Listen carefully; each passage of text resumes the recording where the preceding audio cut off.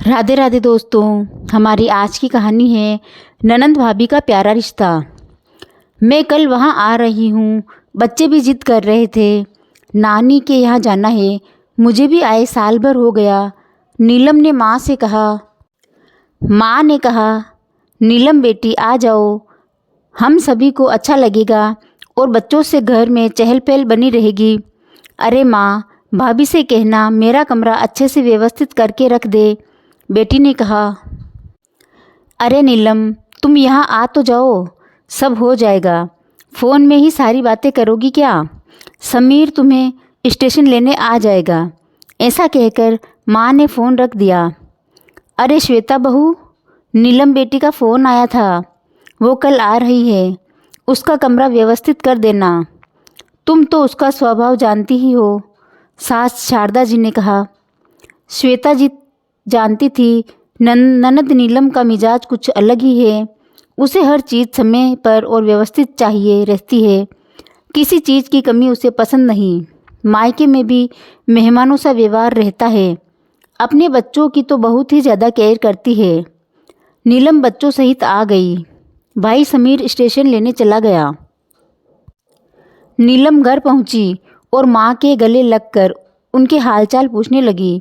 श्वेता तुरंत पानी का गिलास लेकर आई और नीलम से उसका हालचाल पूछने लगी। तभी श्वेता की बेटी खुशी बुआ के पास आकर बैठ गई और पूछा, बुआ मेरे लिए क्या लेकर आई हो? नीलम ने अपनी सूटकेस खोली और एक सुंदर सा ड्रेस खुशी के हाथों में दिया। खुशी ड्रेस पाकर बहुत ही खुश हो गई।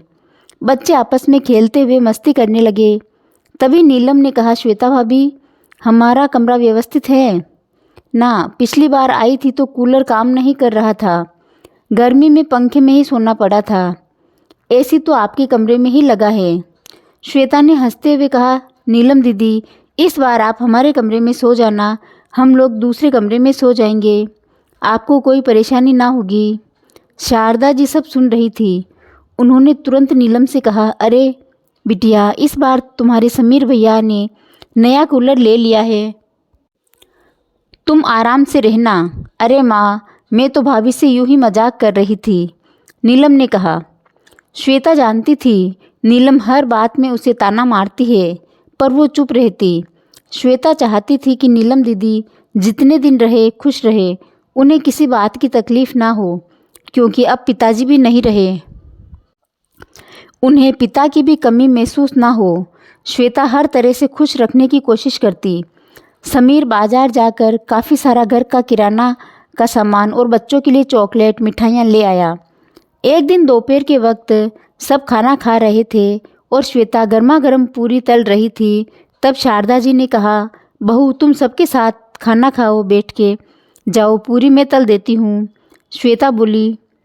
श्वेता कुछ बोलती इसके पहले ही नीलम ने कहा, माँ तुम क्यों पूरी तलोगी, भाभी को बनाने दो।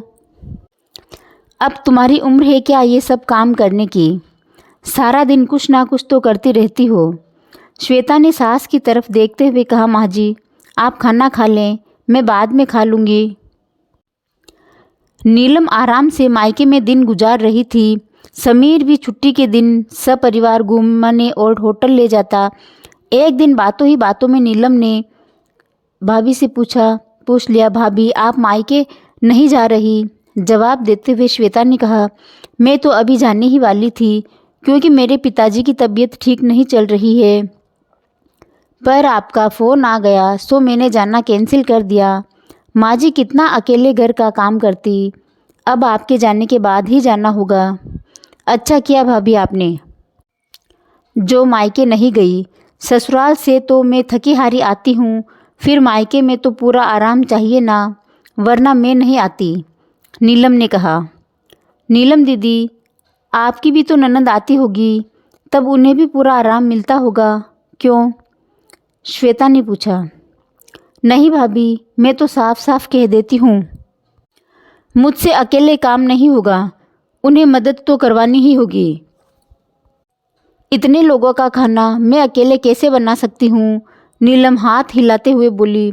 शारदा जी चुपचाप सब सुन रही थी। उन्होंने तुरंत नीलम से कहा, फिर यहाँ अपनी भाभी का हाथ क्यों नहीं बटाती, वो भी तो अकेली काम से थक जाती होगी। अरे माँ, तुम तो अपनी बहू का पक्ष लेने लगी। ऐसा है तो मैं चली जाती हूँ, भाभी पर बोझ नहीं बनती। नीलम ऐसा कहते हुए रोने लगी। श्वेता जानती थी यह तो उनकी हर बार की आदत है, थोड़ा भी कुछ कहो बुरा मानकर रोने लगती है।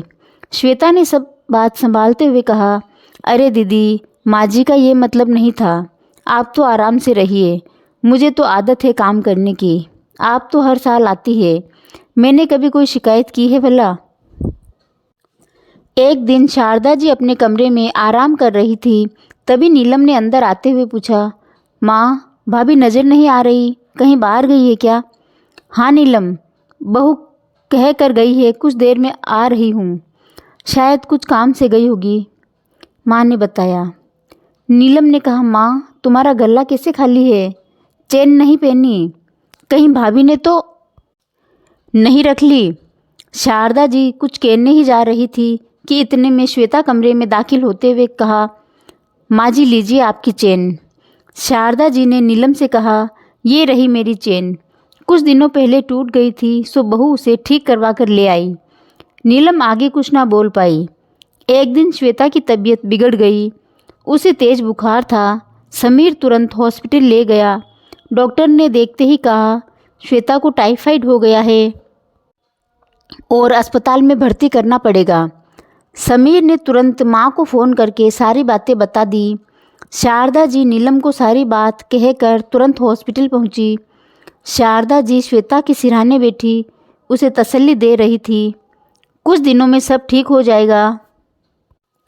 शारदा जी ने समीर से कहा, तुम घर चले जाओ, घर में नीलम और बच्चे हैं, नीलम से कहना श्वेता के लिए खिचड़ी बना दे।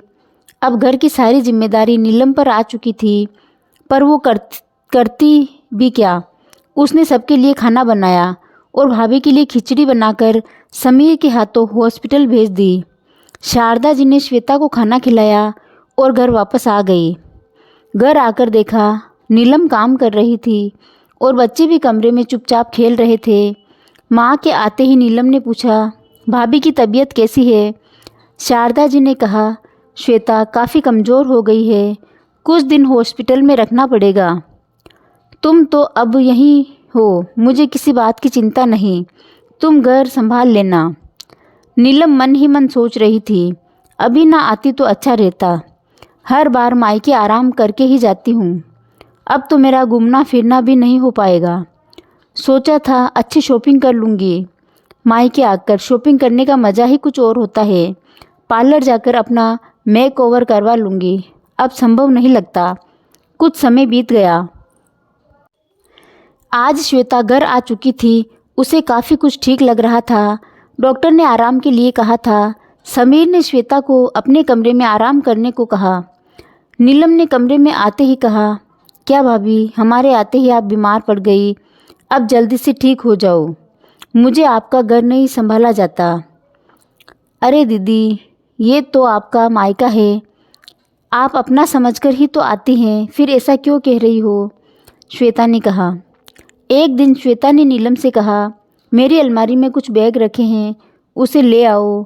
नीलम ने जैसे ही बैग खोलकर देखा, काफ़ी महंगी साड़ियाँ और बच्चों के ढेर सारे कपड़े थे। अरे भाभी, ये क्या? नीलम ने आश्चर्यचकित होकर पूछा। हाँ दीदी, आपके आने से पहले ही मैंने और समीर ने जाकर सारी शॉपिंग कर ली थी, क्योंकि मुझे मेरे पिताजी की तबीयत देखने जाना था। माँ जी ने कहा था मैं मायके चली जाऊँ, पर आप आ रही हो तो मैं कैसे जा सकती थी, पर कहीं अचानक जाना पड़ जाए तो। आप सभी के लिए पहले से ही कपड़े खरीद लाए थे। नीलम अपने आप को शर्मिंदा महसूस कर रही थी। नीलम श्वेता के गले लगते रोने लगी। भाभी, मैंने आपको हमेशा गलत समझा और भला बुरा भी कहती रही, पर कभी आपके सामने जवाब नहीं दिया, मुझे माफ़ कर दें। अरे दीदी, ऐसा मत कहिए, आप तो बेटी हैं घर की, आपका तो हक है। अब तो मेरी तबीयत ठीक है, हम सब घूमने फिरने चलेंगे और खूब शॉपिंग करेंगे। शारदा जी सब देख सुन रही थी कि श्वेता कितनी समझदार और सुलझी बहू है। ननद को हमेशा बहन ही मानती रही। समीर ने कभी उसे पिताजी की कमी महसूस ना होने दी। उसकी हर चीज़ का खूब ध्यान देता रहा, पर नीलम ने भाभी को कभी वो महत्व नहीं दिया जिसकी वो हकदार थी। श्वेता जैसे ही काम करने किचन में जा रही थी कि नीलम ने हाथ पकड़ते हुए कहा, भाभी, जब तक आप पूरी तरह ठीक नहीं हो जाती मैं किचन संभाल लूँगी। मैं अभी काफ़ी दिन रुकने वाली हूँ। श्वेता ने कहा, नीलम दीदी, आपकी जब इच्छा हो तब आ जाया करें, पर मायके को मायका ही समझे, ना कि मेहमान बनकर आए। तभी प्यार और अपनापन का रिश्ता बना रहेगा। मायके में माँ के बाद भाभी ही सब कुछ होती है। उनसे प्यार और अपनापन का रिश्ता बना कर रखें ताकि मायके में कभी बोझ ना समझा जाए। तो दोस्तों, आपको ये कहानी कैसी लगी कमेंट बॉक्स में बताएं। चैनल को सब्सक्राइब करें, कहानी को लाइक और शेयर करें। धन्यवाद।